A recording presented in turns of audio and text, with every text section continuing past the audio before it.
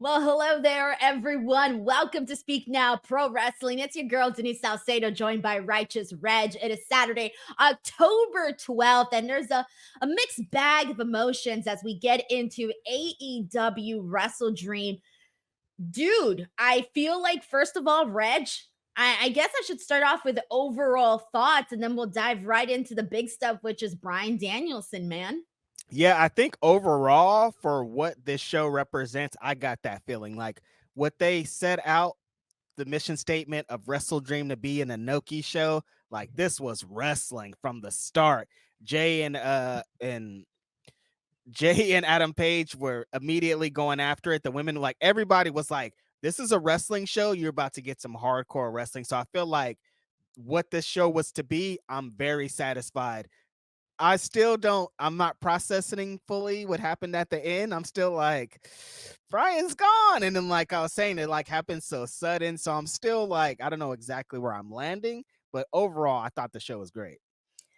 Dude, the show was great because there was, I mean, you can't have okay, here's the thing.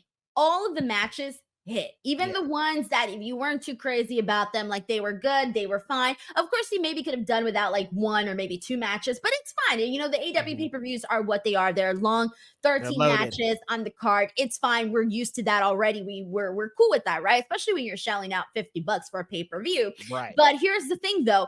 Um, I think like even though we got a really great pay-per-view with the way that the show ended, right? We always only remember the ending. That's the thing that's going to stay with us. I have mixed emotions because on one side it's like, "Oh my god, I just saw a really great pro wrestling match," and I'm talking about that Takeshita Ricochet Will Ospreay match, and that match I almost cried tears of happiness. Yeah. And then the closing of the show, Reg, you and I went into this. I mean, we've been talking about this for weeks, the build up to Jon and Bryan. And for weeks, we're like, this is it. Bryan's going home. He's going to go get his neck surgery. He's going to go take his time off. We went into this, Reg, fully expecting Jon Moxley to win. And even with Jon Moxley defeating Bryan Danielson, we're still sort of sitting here with our thumbs in our mouths, not really knowing how to react based off of the events that occurred. So the events that occurred, we got this match, of course, your main event, a perfectly decent match, man. Lots of hard-hitting action. Bryan literally risking himself every single moment, like so many spots where he's landing on his back, on his neck, on his head, everything, concrete, you name it, he did not hold back whatsoever. But the ending sort of came at it what it felt like the finish. I can't even tell you how it happened because I almost feel like it happened out of nowhere. Like we were distracted by one thing, and then all of a sudden it's like, oh hey, like Moxley gets Bryan in a submission, and he doesn't tap. He knocks out, Hmm. and that's it. Match is over. And I think everybody had a moment of like, I always say this, but it did not feel like an exclamation point finish. You know, when you can tell as wrestling fans, we can sense when that finish is coming. I don't necessarily know that we sensed it right at that particular moment. So even though we knew that Moxley was going to win, at least we were expecting that, I think the finish necessarily still took us a little bit by surprise by it not surprising us that much. Yeah, that's what I kind of talked about when you went away for the 30 seconds. Like when Mox locked him in to the submission hold, I felt like it felt a little bit sudden. It was like Mox locked them in, Bryce checked on him, and then it was over. Like I feel like maybe if they added like 30 more seconds to it, Bryan fights out, Bryan tries to do something, he moves a little bit, and then he's out. That's it. But it was just like Mox locks it in and then it's over. And it felt kind of sudden. Like Denise is saying, we knew it was going to happen. I've talked about it on every podcast. Like, this is Bryan Danielson's day. It's going to happen.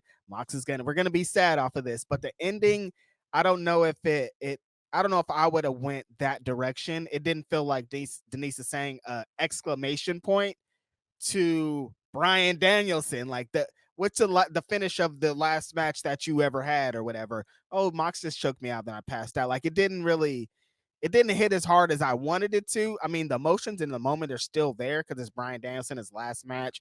They played a lot of his greatest hits in this match, both of the wrestlers. We got a great Bryan Danielson showing, heart. The crowd was into it. All of it was there, but the ending was just like, you know? Yeah, I mean, they could have even added a little bit of drama. Like usually the thing when you have someone in submission, you zoom in with the camera, right? You see Right. their face and they're like, this. That's what I was probably, maybe would have soaked in the moment a little bit. But yeah, it happened so fast. So that was like the only thing. Maybe they felt like they were running out of time. I think And so. the show pretty much ended like right on the dot, I think at 9 o'clock. So it was like, okay, like we're gonna, wrap this up because a lot happened afterwards and the big things that happened afterwards. So while we're still registering that Bryan Danielson lost, and literally everyone in the crowd was sort of reacting like they were at a funeral, right? Like no one was reacting. Everyone was like, what the fuck? Oh my God, he really did lose shit. This is it. But I think people were more so reacting to the fact that they didn't see the finish coming. I think that was the moment that they were reacting to that. But then afterwards, we get BCC's out there running amok, doing their thing. Darby and Wheeler Yuta go out to help Bryan. However, the second I saw Wheeler Yuta get up, I'm like, oh, dude's about to jump Darby Allin. He does that. He turns on Bryan Danielson. And so then what you get is just a freaking melee. And they end up, Yuta suffocates Bryan Danielson with the plastic bag. And they continue to beat on him. They put the freaking chair on his neck, stomp on him, you name it. More of the baby faces slowly come through. A lot of them can take him out. We see Jeff Jarrett go out there. Who else? I forgot already who else came out there. Private Party was out there. Private Daniel Party. Garcia, Orange Right, but they Cassidy. came afterwards. There was like that Mhm. first initial wave Oh of yeah, the guys. first initial. And Yeah. then there was the whole other finally Mhm. towards the very end, once the damage had been done, it was the full rest of the baby faces in the locker room. That's when Jim Ross was like, where were they at this whole time? So, Reg, how did you feel about like the post match action that we saw with the Yuta turn and all of that? Yeah, that kind of caught me off guard too, because I said on one of my podcasts this week, somebody was like, "You think Yuta's gonna turn?" I was like, "I don't think so. I think they might beat both of them up, and he rides off into the sun."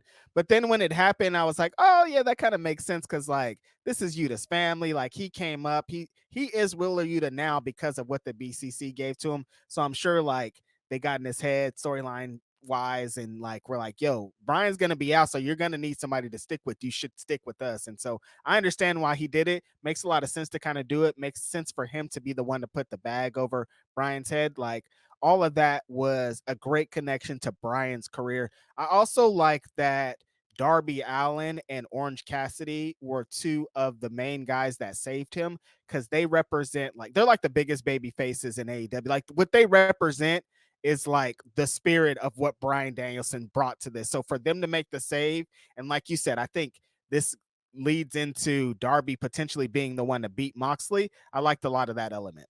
100%. Jon Moxley was the one who essentially took his title shot, right? Because we were Right. supposed to see Darby Allin versus Bryan Danielson. He got screwed out of that. Okay, we saw how that played out. But just even like the emphasis that we saw on Darby Allin, like there was a really clear cut moment where he was eyeing down Jon Moxley, and you got Yep. that camera shot. And even when the show closed, the last closing image that we saw was Darby Allin. It wasn't Bryan. You would think it would be Bryan, but it was Darby. Darby was the one that was sitting there, really deep in his emotions and his feelings, really upset about the whole situation and how it all played out.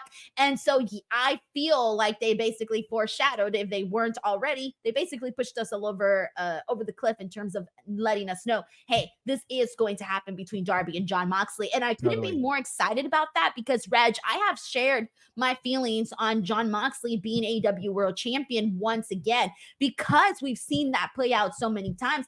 I wasn't necessarily too hot on the idea, but the idea of Darby chasing the title from Moxley, that to me is appealing. Yeah, if it feels like there's gonna be a good climax to it, like Moxley's gonna put someone over well, and I think Darby's gonna be that one, that'll make this Moxley reign more exciting. I'm under the belief that we talked about time, that they're running out of time because at the end of it, you said that they ended with Darby and Orange, and I don't know if that would necessarily like I feel like they wanted to have Brian willed all the way up. We do the claps and everything. Like we didn't even really get to like celebrate Brian essentially. You know what I mean? It's like they beat him, then they beat him up, and then it was over. I'm like, damn, dude, what about it? Yeah, I was expecting to fully see Bryan get stretchered out and everybody, stand up, do the standing ovation type of Right. thing, give out a closing little recap of everything that Bryan has done in AEW. But no, it was like, that's it. That's It's why I over. thought it was weird. Like, at first, here's the thing. At first, I thought it was weird that we ended with Darby being the last image. Cause again, I thought that was going to be Bryan. Mhm. But then I thought, maybe they're just foreshadowing that, like, your ultimate, babyface and Bryan Danielson is gone. And well, here's the one that you've got next, and that is Darby Allin. So I feel like this was them telling us, if you're kind of maybe a little bit down in the dumps about how things turned out, your Mr. Brightside on the other side of things is the potential of Darby becoming AEW World Champion. Okay, yeah, I could see that if like the kind of theme of the show for the most part was the future, where we're building to who's going to lead the rest of this company, ending with the future of this company, Darby Allin makes a lot of sense. So I see it. I see it too, man. But hey, Mhm. we're talking about Final Countdown. And the one thing that we didn't get the last, it's the final countdown. I can't believe it. Jon Moxley robbed us of that. I thought it was a bigger heel move than putting Bryan in a bag. He Biggest robbed heel us of move that. of the night as Jon Moxley jumping Bryan before we got the "It's a Final Countdown" with Bryan in the crowd. He started off on the heel way. I did like that, but I also did hate it because I wanted to see that. Dude, I don't even know what to say, but in terms of Bryan being like gone from AEW, at least for right now, for the time being, it still hasn't set in. Like, I don't even know how to describe it, right? Because I can't even say he's retired completely because I don't feel that he is. I feel like this is just a pause on his career for now until he, gets neck surgery, does all of that, which is kind of crazy to say. I can't imagine the guy getting neck surgery and then coming back. So I don't even know how to describe this. You saying that out loud is even like, what? Get neck surgery and then come back to wrestle someone? Right? Like, That what? sounds No, crazy. don't do that. That sounds crazy. But yeah, I feel like um they could have had the worst match of all time tonight with the worst ending, with the worst post show, and it's still Bryan Danielson will still be the greatest wrestler of all time. They didn't have that. They had a great match and they had a great, like, all of it was like what I expected. But this is the career of the greatest wrestler of our generation, and it's a lot of emotions attached to it. And like Denise said, I still haven't fully processed that. Like, that was the last time we'll see full time Bryan Danielson is on the road with the guys doing this, and so it's emotional, man. Like, it's been a great career. I've watched so many of his matches.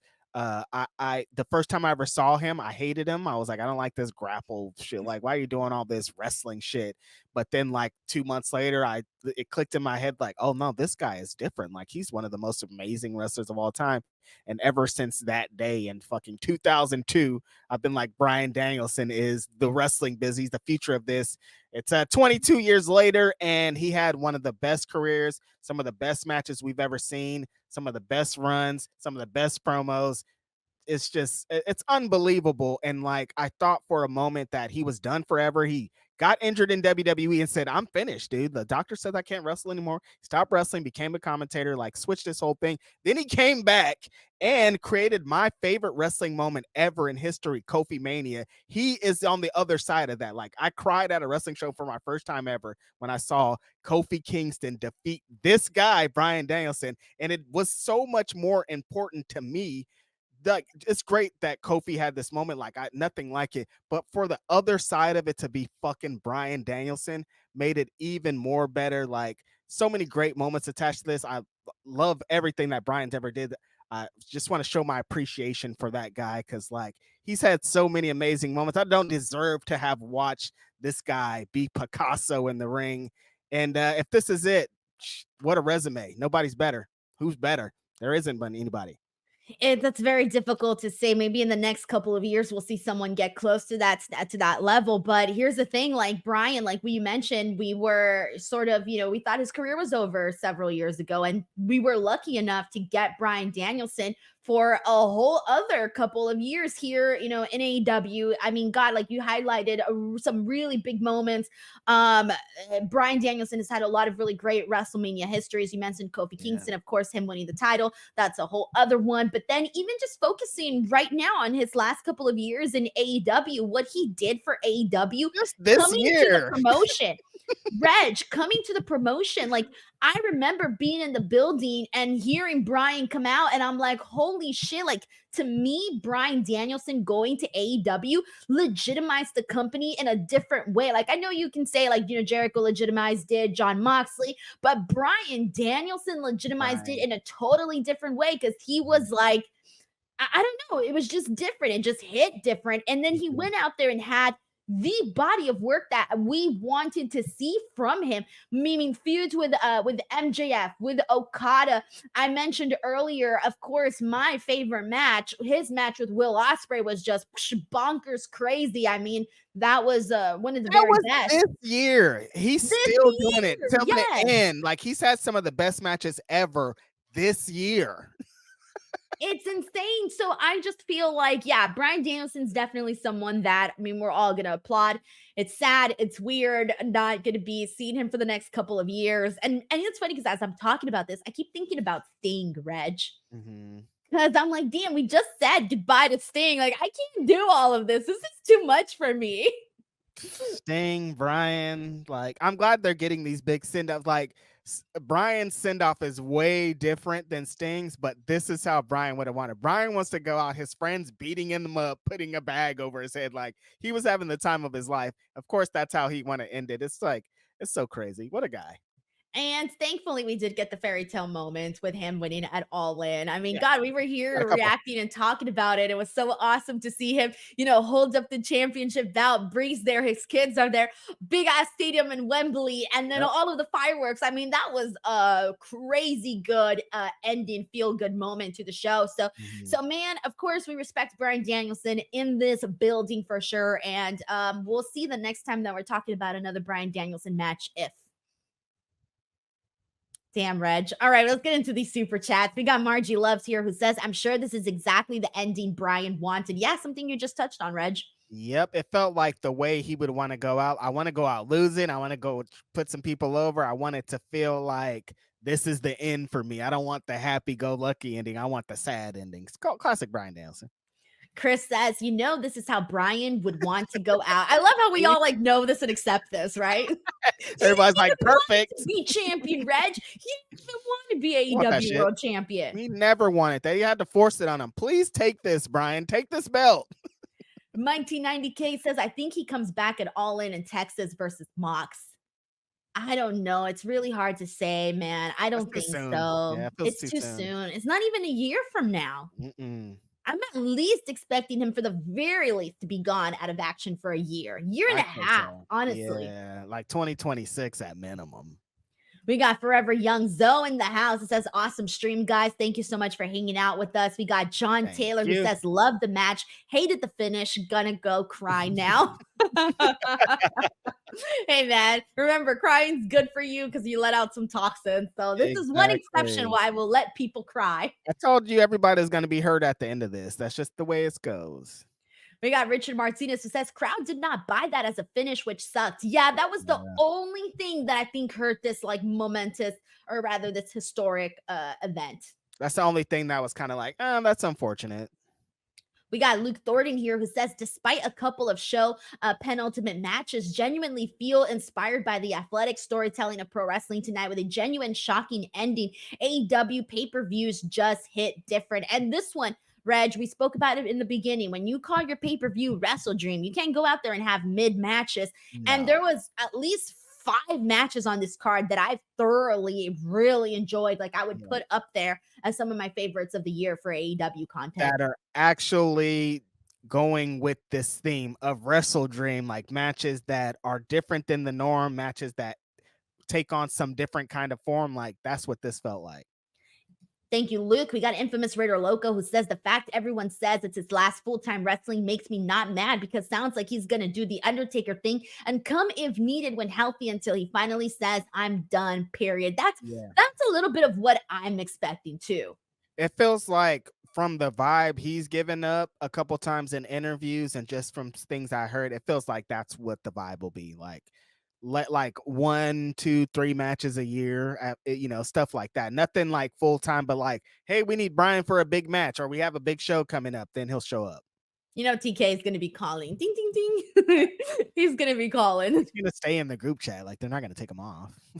We got Sheldon Jackson here who says, oh, don't forget. I mean, Bryan's still part of the disciplinary committee. That's what I'm saying. He's still on the staff. Like, I don't know how that is. He going to stop being like part of that? He might step away, I'm sure, especially if he does get the I would think so, surgery because and he's all not of going to be on that. the road, right? Yeah. The last thing you want is to have to deal with drama and stress, and that's what that job entails. That's a fact. A lot of it.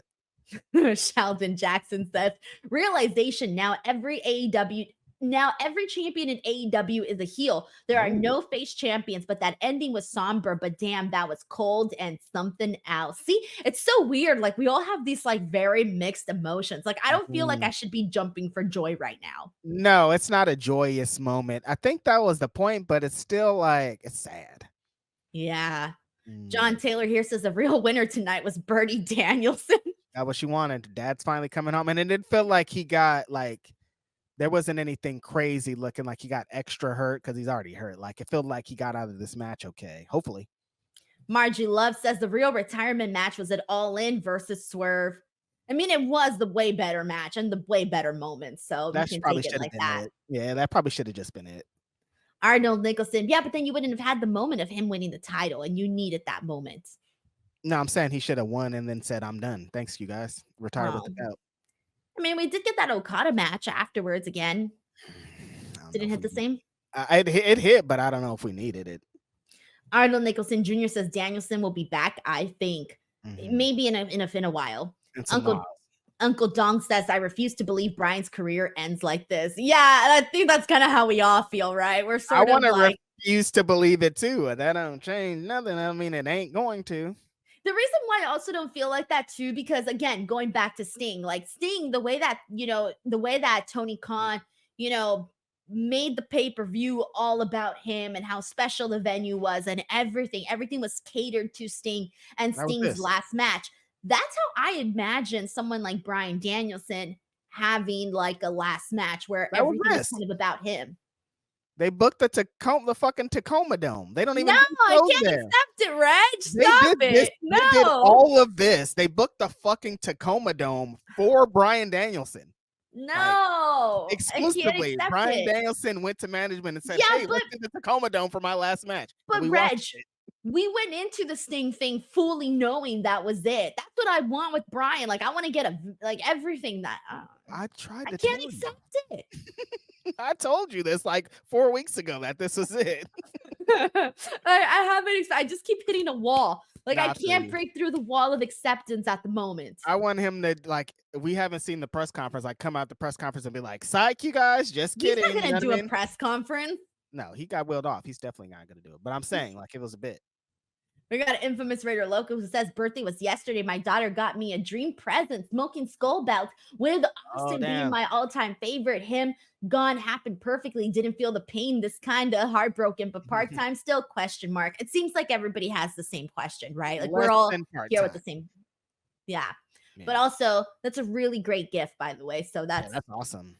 It's really cool. We got John Taylor who says, we weren't given any time to grieve. It was a Nitro ending. We're out of time, guys. It was. They're like, we'll see you on Wednesday. I'm like, no, wait, we still got something to deal with here, though. You know what it's going to feel like? Have you ever really been into a TV show, right? And like the season ends and you're like, oh my God, I got to wait to see what happens. But then you find out the show's been canceled and you're never going to see that show again. Yeah. But we are never get an ending. Besides That's what I don't want to happen. Yeah. I want a happy ending, Reg. No happy endings around here. We already got it with Sting. Oh, I'm sorry. I need another one. Come on. Gerard Clark. Did I get it right this time? You did. Kind of. Okay. Says big effing mistake ending Bryan Danielson. You want to know why? Because I'm going to get every last one of them. Hashtag you can't escape your sins. He's going to go get Wheeler, Yuta, Pac, Jon Moxley, Marina Shafir. Who else is in the group? Claudio. Forgot Claudio. Sorry, Claudio. Grapple Geekery says it was a great show with great matches, a built-in pee break, and one downer ending too many. Private Party should have won. Thank God Jericho didn't. I was so surprised by that. Let's talk about that. the semi-main event of the night, Mark Briscoe defeating Chris Jericho for the Ring of Honor World Championship. I was dead set that Jericho was going to win this because I'm like, why else are they doing it? Yeah, Denise was all in on Jericho being the one, but I kind of felt I like wasn't all in like that. I was just convinced, Reg. with positioning on the card, because coming into this, I was like, oh, Jericho's winning this. But then positioning on the card, and like I was saying during the stream, they're not going to have an ending that the crowd's not going to like into another ending that the crowd's not going to like. That wouldn't work. We need to feel good about something before you make us feel bad in the main event. And that's exactly what they did. They played up Mark Briscoe being a little too overly aggressive. He brought in some weapons during the match. He was really trying to take Jericho out because he told him, like, I'm going to beat your ass when I get to this show. Jericho played up to Jay Briscoe a little bit, got me. He looked at me in the camera. I see you, Chris Jericho. But I love the way that they ended it with Mark hitting the Froggy Bow, but being like, that's not enough. I got to finish him with the J Driller. Finished him with the J Driller. Left us home happy. Got it real close. I was nervous for a minute there. I'm like, Jericho could really win this, but it just wasn't. Really wouldn't have made sense for the story. This was the story. Let's work our way backwards then. Grapple Geekery also mentioned that match with Private Party. That one left a lot of sour, like it's kind of a sour taste in a lot of people's mouths just based off of what I saw in the chat, based off of what I saw with you, Reg. The Young Bucks versus Private Party defeating them for the AEW World Championship. Now, I will repeat my sentiments going into it. I was not expecting Private Party to win, but then I saw the chat really wanted it. The people in the crowd really wanted it. You really wanted it. And I'm like, okay, maybe I'm wrong. Maybe it is going to happen. But personally, I didn't think that they had made it obvious that it was going to happen. But then when they did that promo trashing Private Party and telling them how they're just mid-carders and never going to get anywhere, I thought, maybe I'm wrong. Maybe Private Party really is going to win. But then it ended up not happening. And there was a lot of, really lots of high-flying moments in this, really cool really cool spots. Private Party hung in there with the Young Bucks. It was a fun match, but it just wasn't it. However, with the finish of it, they really did milk the fact that Private Party was really down about losing the match. It's a frustrating one because at every moment that somebody talked to Private Party, they told them that they weren't good enough. So Moxley was like, you guys have been here for 5 years and you're still putting up with this shit. You have nothing to show for it. Do something about it. Then he broke Isaiah Cassidy's hand. So like they're already down. They got beat up a bunch of times. Usually when something like this happens, they tell you you're not good enough. In the match, you show them that you're good enough. So I was already like, oh, that's not a good sign. We start this match, Young Bucks are come and say the same exact thing. You guys are in this match, but you're not good enough. You're never going to beat us. Usually when the heel says that to a baby face, that usually means that the baby face is going to win. So you've set us up for this victory and then you take it away from us. Why? Why would you set us up for it? It feels like it's not as deep and it's not as crazy. In 2003, Triple H and Booker T had a promo, and Triple H was like, people like you can never fucking win. People like you can never get this. And then you think, damn, there's no way he could say that and still beat him. And then he said that and he still beat him. Now it's not as deep as that, but that's pretty much what you're saying. You're not good enough for this. You can't be, you won't be good. And then you show us that they're not. Why would you do this? I don't know, because I feel like coming out of this show, we do have a lot of questions for certain stories. And one of the big questions coming out of this was, one, what's next for Private Party? Because when you're told you ain't shit, and then all of a sudden you're treated like it didn't happen, you didn't win, right? The match was great though. I will say this, like Private Party kicked ass in the match, right? So even though the Bucks said they weren't shit, I think they proved that they are shit, right? Like in the match itself, they proved it to the fans, and that's why fans were, surprised and very vocal about Private Party losing, because if Private Party sucked, nobody would care that they lost, right? But the fact that they went in there and they did a good job, it's fine.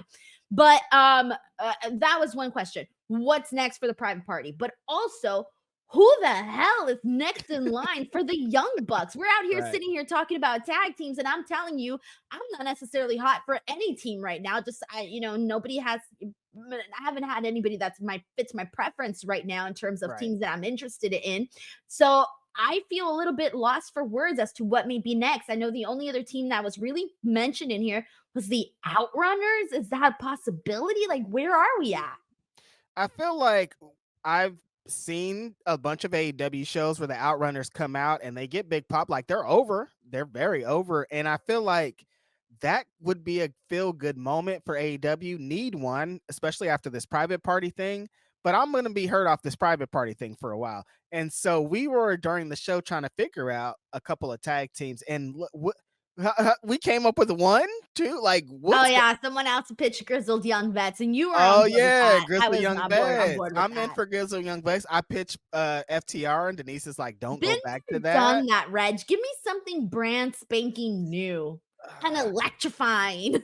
I feel you. I feel you. I feel like we don't want to keep going back to the well of what works. Cause like who's the champ? Mox is the champ, Young Bucks are the champ. Like it feels like we're just doing what was successful. And I'm into it, but also let's maybe get some championships to some new blood. Let's maybe try to establish some different things. The tag team division is the fucking backbone of this company, and it's still being weird. They're still being weird about it.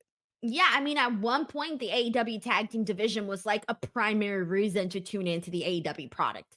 Right. It would be like tag team main events. Like they were the focus. Like everything about this company was built off the backs of tag team wrestling. And so again, I thought when Young Bucks won the championships that we were going to get back to that. I thought we were going to like establish some contenders and get to that. In the last couple of weeks they have, but this is like, I don't know what happened here. We got Shay Penn here who says an incredible way to build heat for Blackpool Combat Club while Bryan heals up. The angle gave me real emotion. Darby is set up perfect to be the hero in this story. 1000%. I mean, you cannot not agree with this. Like, regardless of how people felt about the finish, tell me you don't hate Jon Moxley just a little bit more and BCC because they screwed us out of the final countdown and then beat Bryan Danielson and then also continued the attack on Bryan Danielson, where I loved the touch of all the baby faces finally going in there and trying to help out Bryan. Mhm. But Darby Allin being the person that looks like he is really set up to be the hero in this story, that shit's exciting for me. Yeah, that kind of made the whole thing. But yeah, I kind of like BCC just kind of beating his ass to really be like, you're never coming back. Moxley said, I'm gonna take you out. I'm really gonna take you out. But yeah, the baby faces coming out at the end makes sense because like Bryan's leaving, you guys. He's the hero. We've all praised him. Why wouldn't you come help him? You can't just stay in the back. Like if it's just a regular episode of Dynamite, let him get beat up. Who cares? This is supposed to be his last show ever or whatever. Come help him. If I were Bryan, I would write down every single person who came to help me and be like, I like you, I like you, I don't like you because he didn't come help me. Too long. But Bryan doesn't seem that petty. So we got Luke Thornton here who says, shocked by the end in a good way. Get why it took people aback, but think that's why it was so effective. Bryan isn't retired and will have his moment.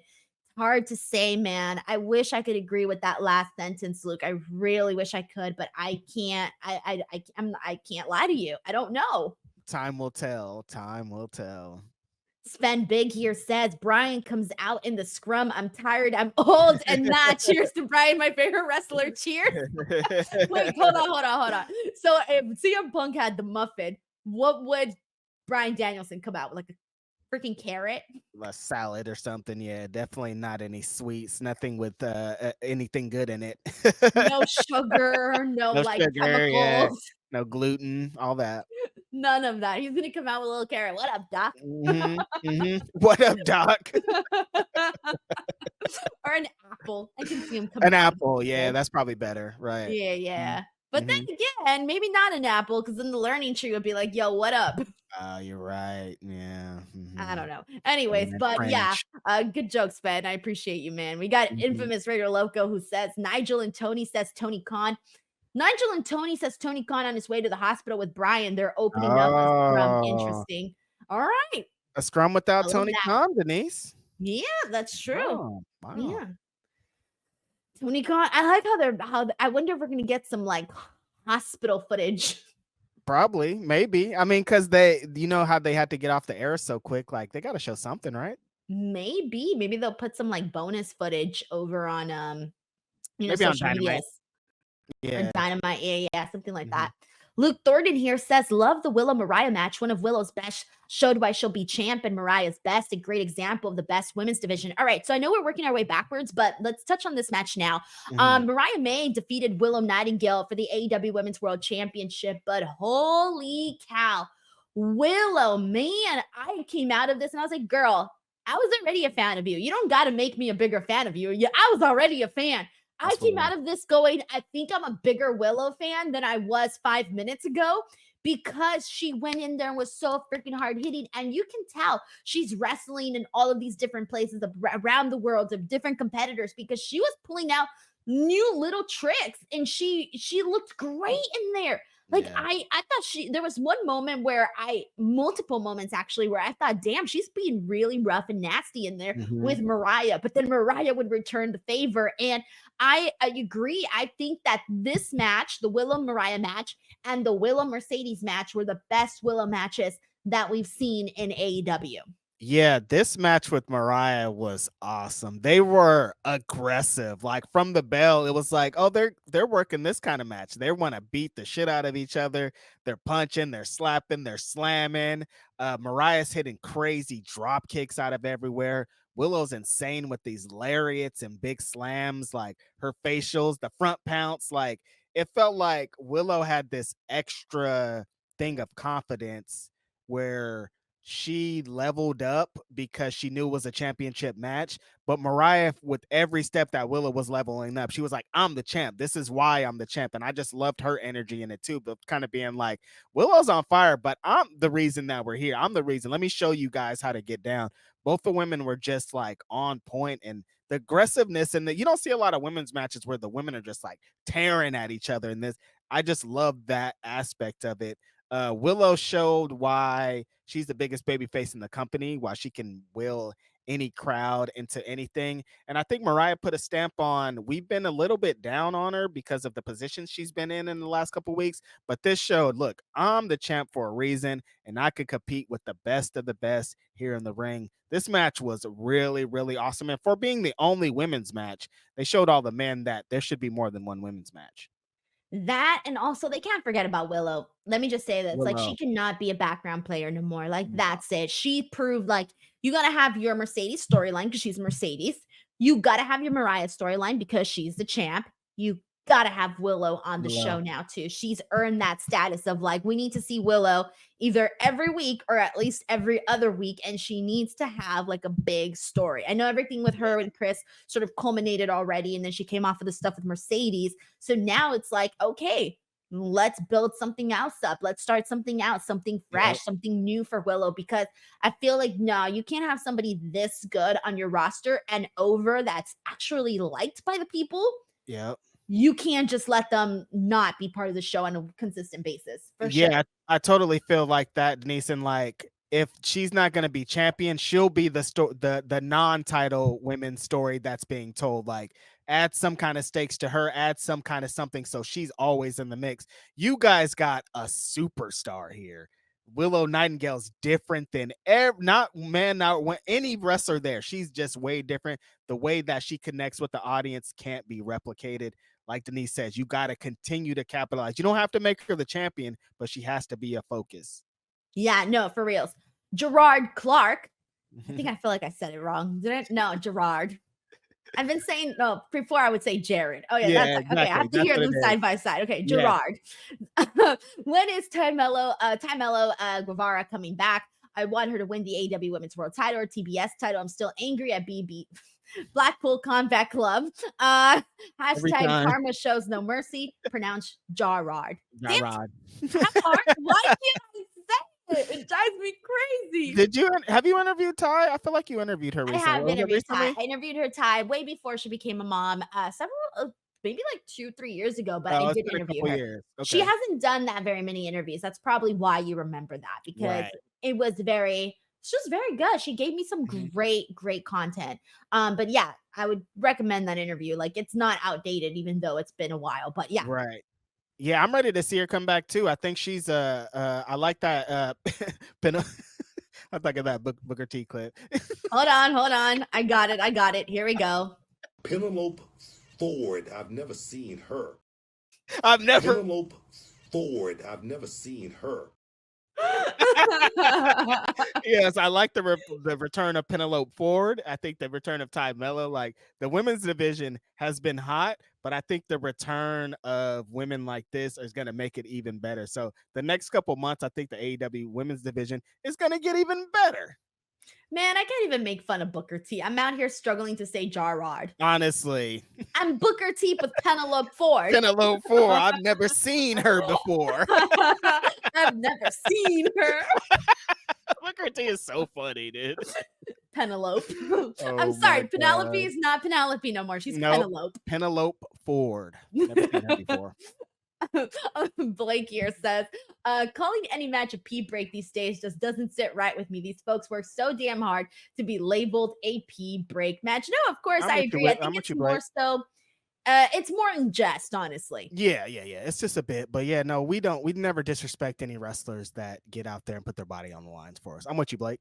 That's why I was like, Reg, make sure you're here by the time the bell rings. Well, that was a pot break. Is that the same? Well, that could be a compliment.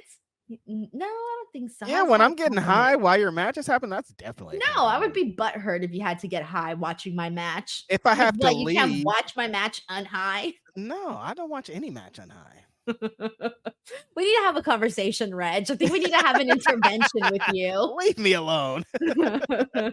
Oh man, but no, I do agree with you, Blake, and that's why you never see us like leave an actual match. Like we will sit there and we will watch it. I'm here. Arnold Nicholson Jr. says House of Black for tag team titles. Oh, we've been there already with the trios title. I'm done, bro. I'm so done with the House of Black. I'm sorry. I just don't care anymore. It's just been too long. They were trios champions. Feels like Brody's going after. I guess we could talk about that match, Brody and Darby. It feels like Brody is going babyface, man. Like he shook hands with Darby at the end. He hasn't been around them in a couple of weeks. Like I don't know what I was gonna say Tommy and Malachi Black and Buddy are doing. So I don't know. No, dude, I think Brody King's better off kind of just doing his own thing at this point. I feel like being part of the House of Black has held him back, honestly. I do too. Yeah, me too. Because I didn't feel like going into this that Brody was like that over, at least not in AEW. I don't feel, and I think that's part of because he was House of Black. Yeah, because he is a guy that can get over. Like we've seen him in matches and we've seen people get behind him. It's just that House of Black ain't always around. So he's not always around. Like they got to get him away from that. Yeah, I think so too. I mean, of course, it's a cool group. I get it. They're cool to look at. We know, but it's just not, we never get anything more than what we've already gotten. It never goes above a certain level. Extra. Yeah, exactly. It's like, this is what you're going to get at House of Black. And like what we get is great, but like, we just kind of want more, I think. Yeah. So with that being said, Darby Allin defeated Brody King and it was an awesome match here, man. The crowd was, of course, really into this. We got some crazy moments. The craziest, in my opinion, was one, a dive that Darby did, because he always does them crazy ass freaking dives. But the coffin drop on Brody King while Brody King was on the steel steps, that was like the biggest moment, and that eventually ended up leading to the finish. We thought that Brody was going to get counted out. He doesn't. He goes in there, he takes another coffin drop, and then that's it, finitoed for Brody. But I liked the finish. I thought the finish was cool. Darby needed the win. This was a perfectly entertaining match. Yeah, I thought this style of match was perfect for their position in the card. Like we had already seen like some crazy ass shit by this time, but I thought these guys brought exactly the kind of violence that Darby needs. The one spot where they had the stairs and Darby tries to run at Brody and Brody just clobbers him was maybe my favorite spot of the match, because like just knocking a man out of midair with the strike and just seeing his body splat on the ground is crazy. That's when I love Brody King the most, when he's just like huge and he's just clobbering fools. It's like, this is a monster, dude. This guy could be AEW World Champion if you guys really put the monster behind him. So yeah, I like this match a lot. Darby in Washington, Darby being able to be him, the crowd was behind it. Like this is a really good showcase. Yeah, and then of course we talked a whole lot more about Darby earlier on in the show. His story is just beginning. We got David Reed here who says Nigel on commentary was perfect for the main event. I could barely hear commentary, so I can't even say too much about that because for me it was super low. I'm glad that they had Nigel there, though. Denise was annoyed at a couple moments because she don't I know don't really care for Nigel why on he's in commentary evolve. sometimes, especially I didn't need the Bryan stuff. It's already been there, done that. No, I feel you. You I'm know, with it's you. just it's not my cup of tea anymore, and it really hasn't been for a long time. Yeah, I'm with you. We got Infamous Raider Loco who says Takeshita says he plans on taking the belt all over. I believe it, and I'm Finally. here for it. Yes, make that international championship into exactly what it needs to be, an international championship. Have it with guys that can go to Japan, have it with guys that can go to Mexico, have it with guys that can go to Europe. Like, you have to make it into what it is, and it's not going to take away from the television show. It's going to make the championship even more prestigious. Well, my friend, let's get into it then, since we just brought it up right now. How do I even begin? Takeshita, Will Ospreay, Ricochet. This match, please. This was worth the entire pay-per-view rate. I thought this match was just I feel like a broken record, Reg, at this point. Like, you can honestly copy and paste a lot of what I've said in Will Ospreay matches. But damn, dude, I don't even know how to describe this. We saw some crazy sequences, crazy action on the ring apron, a suplex fiesta. That's what I'm gonna call it, at least. I can't even describe this match, Reg. It was nuts. It was so nuts. And we see Takeshita win the title. Ricochet gets wiped out through a table. Kyle Fletcher gets involved. So does Don Callis. Don Callis brings in the screwdriver, and Kyle Fletcher stabs Will Ospreay and basically turns on him, thus leading to Takeshita being able to finish him off and win the title. There was a lot in here. I don't even know. Reg, take it wherever you Yes. want. I want to preface this by saying nothing Denise and I will say here in these next couple minutes will justify this match. You have to see it with your own two eyes.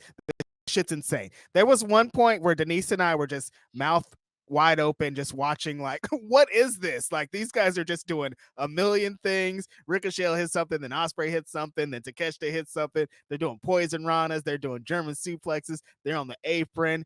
Takeshita's driving Ricochet through the table. Like, there was action on action on action. Like, every moment they're countering everything. Like, Will Ospreay, like Denise said, it's a broken record. It's getting tiring of us saying Will Ospreay had the match of the night. Here he goes being amazing. Here he goes taking insane bumps. The one point where Takeshita's on the outside, Ricochet hits the Fosbury flop, comes over with the moonsault. Takeshita catches him. Ospreay does the same thing, and it looks like Takeshita was going to catch him too, but they all end up falling down. Lost It's like, my shit on that, Reg. I what didn't are know you where guys they were taking doing? that. Yeah, they one point they do like a poison rana into a poison rana into Takeshita German suplex both of these guys, and it's like, what? I just kept saying, what is this? This is science. Like, how do you even think to do some of these spots? I thought Takeshita looked especially vicious, dangerous. Some of his strikes in there were like, yo, he's taking heads off. He just like clobber them back to back, and they're both just dead. And he just has that smirk of like, yeah, I did that. Like, what you gonna He do got that about it? shit over, Reg. Right? Yeah. And Like, he's I'm just terrified like, of that right arm now. and he's just like, do something about it. If you're going to stop, like, if anybody's going to stop me, do something about it. His confidence is off the charts. He's in the ring with Will Ospreay, the best wrestler in the world, hands down. And Ricochet, who has something to prove, hasn't had a match like this in fucking 6 years. And he looks like a huge star. Like, this match was insane. We knew it was going to be crazy coming into this. But yeah, as far as triple threat matches, a lot of the times I don't like them. The best ones are the best, and the worst ones are not that great. This was amazing. This is awesome. Worth the price of admission. Just great. Man, I truly wanted to cry tears of happiness. I was just like, I Great. need to stand up. I need to applause. I need to do something to really express how this match felt. But this was very enjoyable. And one of the things that I felt coming out of it was, dude, Kyle Fletcher and Takeshita became made during this moment. You got Takeshita, who's now having the championship, and it's well deserved because this dude has had a string of great matches in AEW. And then Kyle Fletcher, I mean, God, we constantly talk about him every week on Dynamite about how he's basically been on fire, and he just looks the part. Like, I feel like he's skipped a lot of steps, but damn, dude is rising. Like, he is becoming one of the most interesting people on the show. And now you're gonna get into this program with Will Ospreay and Kyle Fletcher that's going to mean something because these guys are truly, best friends. And so now you're going to get this, like, how dare you betray me story. And this is going to elevate Kyle Fletcher in that regard. And then we've seen Will Ospreay, Kyle Fletcher on as a tag team. We've seen them wrestle each other, but now it's going to be more personal. It's going to be more serious. And that's going to be very entertaining to see how that unfolds. Konosuke Takeshita, you were just mentioning how he's going to be out there, or someone in Super Chats mentioned how he's going to want to go out and defend the title everywhere. All right, I buy that. I believe that Takeshita is going to do that, and I can't wait to see the competitors that he has in AEW. Yeah, honestly, my favorite part of this match might be Don Callis's bit finally got over. This dude's came in about 10 matches in a row with the damn screwdriver. It never, ever works. I'm like, dude, you're going to screw your guy out of the match again. But luckily, Kyle Fletcher came in. I hate this fucking word, but that guy had some aura when he got into the ring. I'm like, damn, look at Kyle Fletcher. He looks like he's ready for this moment, dude. Like, he's like been preparing for this. And I think like he already was elevated with just what we saw tonight, Denise. And we haven't even got to he's going to be in a series of matches with the best fucking wrestler in the world. Imagine what happens on the end of that when he gains even more knowledge, when he gets even more confident, when he has all these amazing matches. Kyle Fletcher is going to be ready for the world title. When he was standing above Will Ospreay and Will Ospreay was on his knees, that's when it really, like, the aura hit me. It slapped me on the face, man. I'm That's how like, strongly it came hey, through. this young guy got it, I think. Yes. And that's the thing, like, because Will Ospreay is Will Ospreay and the reactions that he gets because of the matches that he puts on, you can't, like, it didn't feel like Kyle Fletcher, like, it didn't feel like it was too far-fetched that Kyle Fletcher would be on equal footing with Will Ospreay. Of course, they're not on equal footing, but they don't feel distant from each other. Like, Exactly. I can buy this. I can buy that Kyle Fletcher could be a real potential threat to Will Ospreay. Like, if this same thing had happened a year ago, we wouldn't feel the same way because Kyle Fletcher wasn't with the confidence and like moving like he is now. Like, him being next to Ospreay, him being under the wings of Don Callis, standing next to Takeshita, like he's just absorbing like a sponge, getting all this knowledge, becoming a better human, better wrestler. Like, it's shining very apparent here. And now he's going to be in there with Ospreay. He's only going to get higher on the list of great wrestlers here in AEW. I'd like to see him, maybe if he's not going to be involved in the International Championship division, involved in the TNT Championship division. I think Jack Perry, Daniel Garcia, him, like them guys at the helm, like making this into the TV Championship, I think is the way to go.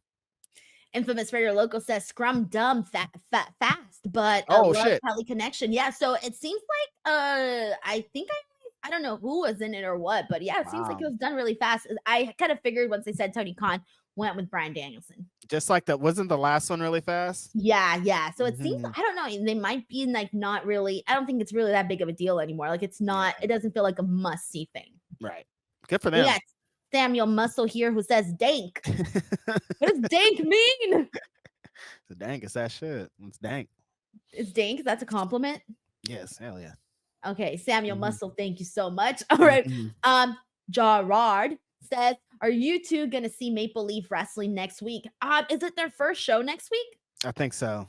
I thought they were announcing a couple of good stuff like the last couple of months. Are they gonna stream it? I'll watch it. I'm not like it must see TV, but I'll definitely check it out.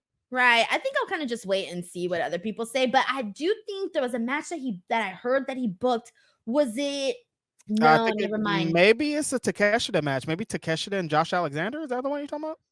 Probably, yeah. No, but actually I was thinking of another match, but I think this is actually hold on, let me just double check. I could be making that up. I don't know. Maybe just a match in my brain that I want to see. With that, but I'm like, damn, that match would be hard.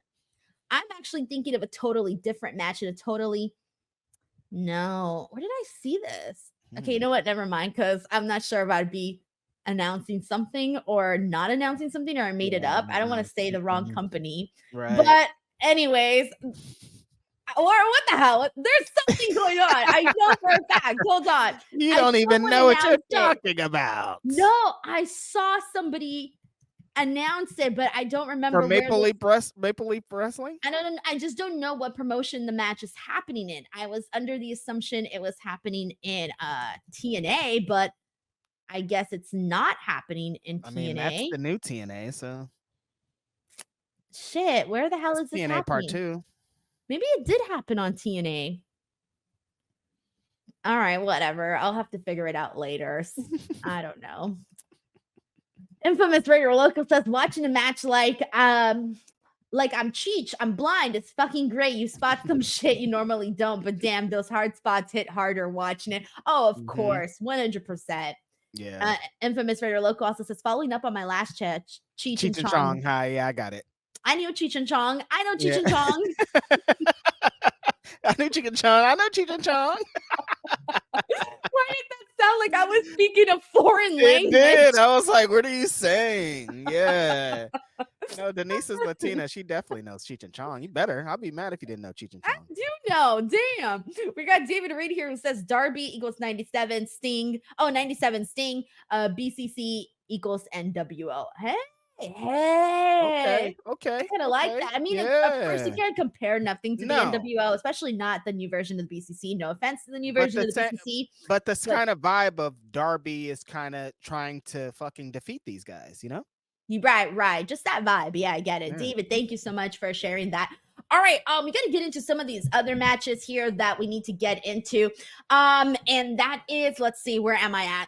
We haven't talked about Hologram and Beast Mortos, and we need to get into that because 2 out of 3 falls match, Hologram gets the win, but this match was so freaking entertaining, Reg. We just saw some cool shit when Beast Mortos did that freaking corkscrew. I don't even know what the hell you call it, but he fucking spun out of the freaking ring. I don't even know how to describe any of that. Yeah, it was almost kind of the same thing as the triple threat match, and it's crazy because they pretty much followed this up after the triple threat match of like, what? My brain can't even compute what you two dudes are doing in this ring. They're already 2 incredible luchadors.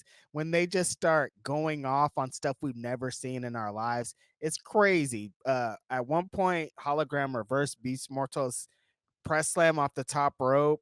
Hologram hit a couple of insane springboard he did a springboard tope con hilo that was so far and so high. Mortos was on fire, looking strong, doing those moves that you wouldn't expect a guy that looks like him to do. The crucifix drivers were insane on the neck every single time. Beast Mortos's power bomb backbreaker is sickening. Like, there was points in this match I was like, I don't think a guy's body is supposed to move like that, but this is really awesome. Like, you want variety in this show, and having a 2 out of 3 falls, 2 of the best luchadors in the world just going ham, like perfect placement in this show. Great match. I'd love Hologram getting the win. I would have went with, if Beef Mortos had got this, I would have been into that too. It sounded like you said the Beef Mortos. If the Beef Mortos was more beef, then I would have been in. Hey, Beef Mortos, that's a good name right there, yo. Beef. A really good name. We got Infamous Radio Loco who says, laughing my ass off. I'm sorry, DWO leader. You know Cheech, my bad. Cheech. More than people think they think I know. You know Cheech. David Primero here says, I heard Aaliyah WWE is back wrestling in Canada. Do you think she should join TNA to possibly get that experience? Also, hope you can interview her. I've interviewed her in the past when she was still with WWE. Very, very sweet girl. Very different from what you might expect, like her real life presence. But just she comes off as a sweet girl.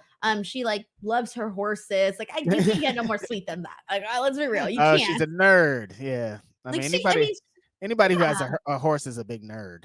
I guess, but I'm like, you have to really have a nice heart. Like, I can't see myself taking care of a horse, you know? No, yeah, you do got to be a special type of person to get into that. I really do think so. So, of course, I'm always rooting for someone to get an opportunity. Of course, she was in WWE for forever. For a while, yeah. And, she wasn't the best wrestler. We know that. But you know what? She stuck around and she did the best she could. Good for her. And she's back in wrestling too. I'm glad she got that bug again. Right. Thank you so much to David. All right. So matches we have not talked about. Your favorite match of the day, Jack Perry versus Shibata. Everybody seemed to like not like this match, but personally, I didn't think it was horrible. I mean, it just wasn't anything new. It was a lot of what we've seen in terms of like Shibata going out there and breaking down Jack Perry. Cool, we got that, but Jack Perry gets the win. Doesn't fit the caliber of Wrestledream, but I didn't think it stunk. I mean, you want to have a guy like Shibata on the card. That makes a lot of sense. It's in the Noki show. Like, you definitely want to push Shibata on there. I just think Jack Perry as this heel needs to work a different style. His matches they're not the worst. They're not the best. They're just kind of like, they're good. That's a good match. I think the style that he works, though, is just like something about it that doesn't really connect with the crowd, and there's some kind of disconnect in there. But I thought for the most part, like, Shibata was chopping the shit out of him. Like, he was really beating him over. But Jack Perry held his own for a lot of it, but the real meat and bones, I think, of this was the post-match stuff, right? With, Why am I blanking on what happened? Daniel Garcia came down. Oh yeah, MJF, Adam Cole. Holy shit! I was like, what happened? You really were like, I have no idea what happened at all. Like, Denise, you were there. I think we watched it. Bro, this is a long ass show. Okay, I'm gonna forget some things. I forgot some of the biggest stuff on the show. My bad. Yes. Anyways, MJF comes out. He has that confrontation with Daniel Garcia.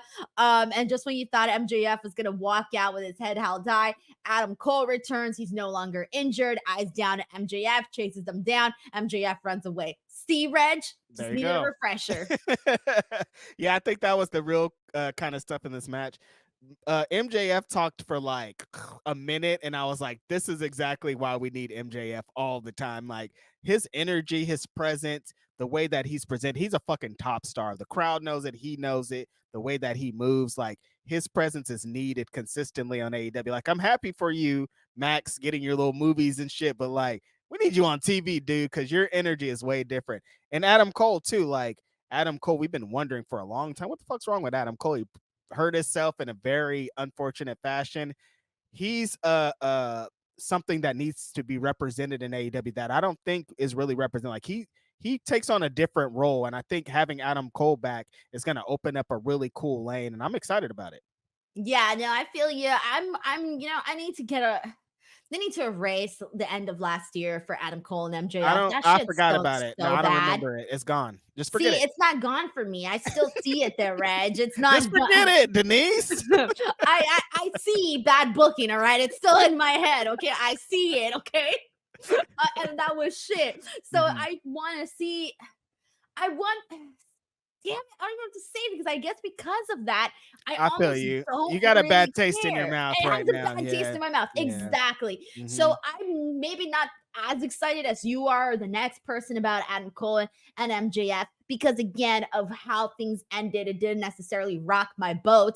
But I am excited about MJF and Daniel Garcia, because you know that Daniel Garcia has to get his leg up here on MJF. Like, that's what it looked like it was supposed to happen back then. But you know what? AEW didn't seem to expect Daniel Garcia to stay with the company. Now that he officially is, well, now you can, give him a little reward here. You're beating MJF. Yeah, like, you didn't let him get the win last time because you thought he was going to be gone. He's back now. Gotta get him one over on MJF, just because we're going to start the trajectory of sending Daniel Garcia up to be one of those guys, and beating MJF is the way you get up there. I feel you, man. I feel you. So there could be some bright sides to this. Hopefully the Adam Cole MJF stuff works out, and hopefully the MJF Daniel Garcia stuff works out. Right. With that being said, we got two more things to get into in the show. We do got a super chat here from Dan Lutzka's in the house. He says Tony isn't at the hospital. Bears versus Jacksonville in London. He's flying to London. Awesome, man. Way to go out on Bryan. Dave, dude. Well, you know what? Actually, I don't know if he's going to the show, to the game tomorrow in London. I don't know if he would even be able to make it, even with the jet and everything. No, I don't really know how the time and shit works. I don't think so. I don't know if he's actually going to be there or not. It would be like if he just takes off right now to get there. How long does it take to get there? I mean, you're asking. I take commercial flights. I don't take freaking fancy jets. You know, I have no idea. It's that way different thing, you know? Right. And even then, I'd still imagine he'd have to stop. I don't think it could even be like a straightforward flight, right? We can look on that tracker. They were trying to get your homegirl. Remember when they were mad at Taylor? They would keep looking at the little tracker. Look at Taylor flew over here. She wasn't even in that freaking jet that they were supposedly tracking. What? Do you know? They share. It's like a rental thing. Oh my God. Like celebrities share like jets and stuff because you don't always need one, right? They were putting that all on Taylor. Like she flew 143 times. And I'm like, what? Shared jet with other celebrities. So all of the celebrities that were traveling, they were all putting it on Taylor. That's so fun. I'm like, damn, Taylor be flying her ass off. No, the Swifties were making so many jokes about it. They were like, there was a gif of some girl in a helicopter. I don't know if you've ever seen it. But they were like, there's Taylor Swift flying to her house because she forgot her favorite lipstick. That's hella funny. So I saw one that said Taylor Swift flew to use the bathroom in another country. I'm like, y'all are silly, dog. Y'all need to stop.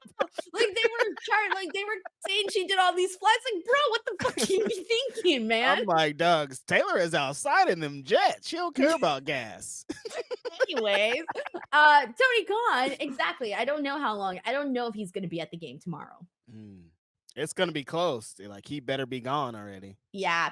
So someone says, Simeon here says 9 hours from Seattle to London. Okay. But let's say he makes a pause. He can make it right? I don't fucking know, Reg. Depending on what time the game is. I don't know what time the game is.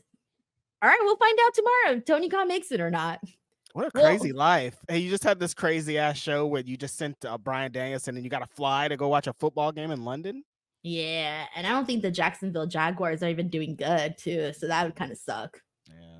But hey, that's what happens when you are a billionaire, Reg. Us poors are going to sleep in tomorrow because we got nothing to do. That's a huge fact. And I'm not even about to fly out nowhere right now. Like, my bed's right there. I'm going to hop in. You know what? That's the bright side of being poor, Reg. We get to sleep in tomorrow. No, I'll take being busy and money over sleeping. I don't know about you, Reg. I like a good nap. Well, I mean, you can nap on the jet, so that's true. We can't have nothing, Reg. Yeah, no, I'm trying to nap on the jet. All right, we got Infamous Raider Loco here. So says, sorry if it's a downer, but the last few months have been rough. Lost a best friend, just got into a major accident a few weeks ago and dealing with that. Not my fault, but you guys bring the enjoyment. Thank you. Much love and respect. Well, first of all, I want to say that I'm really sorry about that because, you know, even if we don't talk about it, because we, you know, Reg and I, like, we're very, like, we put a lot of our life out there, but a lot of stuff we keep private. And I just, sometimes I don't think everyone knows, like, what things people are going through, you know? Honestly, yeah, like this year has been kind of crazy. Like wrestling, luckily wrestling will take our minds off of things, but there's like some personal things that are like crazy, you guys. And like we try to keep some things so everything's not out there. But yeah, definitely feel for you, Radio Loco. It's a tough time in life for a lot of people. And I just, you know, hope you're feeling good and hope you're getting some kind of joy. And if we could bring you any kind of joy, thank you. Yeah. Honestly. Thank you. You know? Yeah, seriously. Infamous Raider Loco. And it's funny because he's like, I don't want to bring you guys down. But it's like, well, we were already down, bro. We're already down. Ain't no way to go. We're good. But no, seriously, thank you so much for all of the support, man. All right. So with that being said, we got 2 more things to talk about here on the show. The match that kicked things off, Jay White, Hangman Adam Page. This couldn't go any more perfect for me, Reg. This was exactly what I wanted. A good match with Jay White winning with a feud you know is going to continue because they basically played up Adam Page's, I think it was his left knee, throughout the entire match. So he clearly wasn't 100%. You're clearly going to want to see that play out again. Jay White was going at 100 miles per hour, really had his working shoes on. This was one of the best matches he's had in AEW. And we've said it so many times. We just want to see shit hit we want to see shit happen for Jay White here on the show. And I think this Hangman Page this Hangman Page feud could be the thing. Yeah, this is exactly the way you want to bring Jay White back. Denise and a lot of people on the chat were like, Jay White came back. He has to get this victory. And this is the way to do it. I love the finish. But Hangman goes for the buckshot lariat, flips over right into the Blade Runner. Jay White hits him 1, 2, 3, gets out of the ring. Juice hits him. Like that was exactly how this should go down. Jay White needs a big win. Hangman Page needs to come out and look like a big jerk. He's flipping everybody off. He's really healing it up. Like, everybody played their role perfectly. Jay White getting the victory, though, was the most important part of this. And I'm feeling real good about what Jay White's going to do in the future, because he's ready. Like, he can immediately be put in any division as a top player, as a number one contender for any championship. And this was the way to start it off. Yeah, I have a good vibe about this. Like, I'm feeling pretty good. Like, I'm hopeful. I'm hopeful this is going to be entertaining. Yeah. Carlos Ranica says the football game is at 8:30 Chicago time. AM? Oh, shit. I don't know. I'm guessing No, it AM. won't. Well, No, it's in yeah, London. 8:30 Chicago time, because then by then it's going to be like 5 hours ahead in London time. So yeah, Right. it would be 8:30 AM. Okay. He can make it. Maybe not at the start. I don't know, man. Mhm. I'm gonna be intrigued though, that's for sure. Mhm. Tony David- Khan watch. David, wait, instead of tracking Santa Claus, we're gonna track Tony Khan. The Tony Khan tracker. David Primero says, good thing Beard Goat Bryan Danielson lost the title. Seems AEW just keeps on booking meaningless matches on pay-per-view. Low ratings need a change. What do you think? Okay, so Bryan, I don't think lost the title because of like storytelling or anything like that. Like, he lost the title because he needs to take time off. Like, that's the reason. I think that I think that the next few months, hopefully, is when we see Darby Allin chase that belt from Jon Moxley. And that within itself would be like a big match. In terms of meaningless matches, this one wasn't meaningless primarily because, Bryan's had a story. last match for the time being, and Jon Moxley had attacked him. They turned on him. The Blackpool Combat Club turned on Bryan, and so there was a lot there. So, of course, not every match had like a big spanking great story, but I think at least the main event was really, it really was built up. Yeah, I don't think any wrestling match is meaningless. Also, so like, I don't like it, put two people in the ring and they're wrestling. That's the story. Some meaningless matches and like randomly. think See, so. I don't disagree. There are some matches where I'm like, wow, I'm watching this. If it Well- sucks, even worse. If it's good, then I don't care, right? If it's a good match that had no feud, no belt, I can still enjoy that. Now, if it's a match with no good feud, no build, and it sucks, then I'm out the door. Well, how often does that happen in AEW? Well, not Not that often. There's always No. good matches, of course. Yeah, like even the ones that people say, "What about the story?" That match will still bang, though. I guess that's what I'm saying. Like, another company, yeah, definitely. But there are obscure Fuck is this match matches happening though for? that will not be good in AEW. It happens on the smaller shows, maybe not Pretty on rare. Dynamite. It's rare. Bro, what are Like, you the talking ones about? that are bad, we like remember. Like, remember that one day they had that really awful All right, match? well, maybe there's some matches that are not like spectacular. Like, you know how many matches I've seen and forgotten I even saw that? So many. So many, exactly. They're really great. You remember them all. That's true. All right, Infamous Raider Local says, I'm out. Thanks for the laughs. Enjoy your night, Denise and Reg. Once again, you're much appreciated. Keep doing what you're doing. You truly help a lot of people. No, thank you, man. You Thank really you. kept us going today. So thank you for all of the super chats and everything, man. Good And energy we're all happy around. to almost be out too. It's been a long day. I know. We're almost done. The Oh last my thing we need to God. get into is Swerve, Strickland, MVP, Prince Nana. We can't forget Shelton Benjamin, all of that. Basically, Swerve goes out there. He praises Shelton Benjamin. He does point out at some of the unfortunate stuff that has happened to him under Prince Nana's watch. It kind of seems like he might be, not really feeling Prince Nana. But then he said, you know what? I wouldn't have any of those things if Prince Nana wasn't involved. And so we basically find out he's still always going to be family with Prince Nana and isn't going to turn his back on Prince Nana. A lot of people were expecting Bobby Lashley. He did not come out. So that tells us, at some point he's still coming to AEW. I just don't know when. Yeah, this was just like a homecoming for Swerve. He came out in a very expensive outfit. He looked like he had made a lot of money in the last couple of months. He looked confident. You got to get him out in front of this Washington crowd. I would have preferred to have a match, but look like we didn't have any time on this show. He did say he was cleared. He had the face off with MVP. He teased us a little bit. There was points where I thought he might turn on Nana, but it was just the thing. Said he was family. I think most people expected this to be a Bobby Lashley thing, but I'm not mad at it. They just kind of gave Swerve a moment and they kind of tied a little bit of loose end. We definitely got way more story to get into, but they're just getting started. Amen. All righty, guys. Well, we did it. There you go. AEW Wrestledream. God, we were out here for almost 5.5 hours Oh here. my So I God. want to thank everybody who hung out with us on the watch along or the post show or both. You guys are amazing. So thank you so much for hanging out with us and chatting pro wrestling. It definitely makes things a lot more fun to do. Yep. Reg, before we go, plug your shit, man. What do you got going on? This is just a regular ass week. Grapsities every Saturday. Ask Grapsities every other Thursday. Wednesdays with Denise on the AEW Dynamite post show. I'm not gonna be at work this week, Denise, because I'm going to AEW Dynamite in San Jose. So And you're just telling me now, I Reg? told you already like 2 weeks ago. Not gonna be at Oh. work this week. So there's that. Alrighty, well, don't worry. We'll find a replacement for Reg. No No one worries. can replace me. I'm gonna replace it with that Elon robot, bro. If I turned it on here and that robot was in my box, that'd be so funny. Yes, it's exactly what I'm replacing you with, man. Watch out. I'm gonna go get myself a robot, bro. Alrighty, guys. As for me, just subscribe to the channel. You guys already know what to do. Full streams next week. You'll see it. I ain't gonna waste no one's more time anymore. Thank you guys so much for supporting us.